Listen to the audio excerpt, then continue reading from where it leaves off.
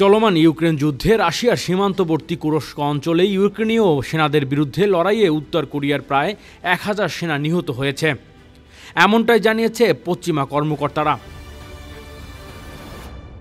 এইসব Korean সৈনিককে Ukraine যুদ্ধে রাশিয়াকে সহায়তা করতে সেদেশে পাঠানো হয়েছিল।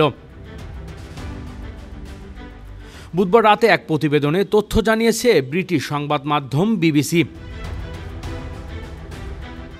2022 সালে ফেব্রুয়ারিতে ইউক্রেনে আগ্রাসন শুরু করে রাশিয়া।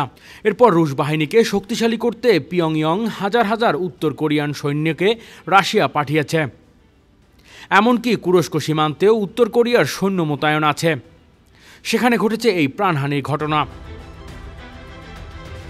পশ্চিমা কর্মকর্তারা বিবিসিকে বলেছে, মাত্র 3 মাসে রাশিয়ার পশ্চিমাঞ্চলীয় কুরস্ক অঞ্চলে লড়াইয়ে উত্তর কোরিয়ার সেনারা ইতিমধ্যেই প্রায় 40% হতাহতের শিকার হয়েছে। নাম প্রকাশ করা না শর্তে কর্মকর্তারা বলেছে, উত্তর কোরিয়া থেকে পাঠানো আনুমানিক 11,000 সৈনিকের মধ্যে ইতিমধ্যে 4,000 সৈন্য যুদ্ধে নিহত, আহত, নিখোঁজ বা প্রতিপক্ষের হাতে বন্দী হয়েছে। Desk report, metro TV.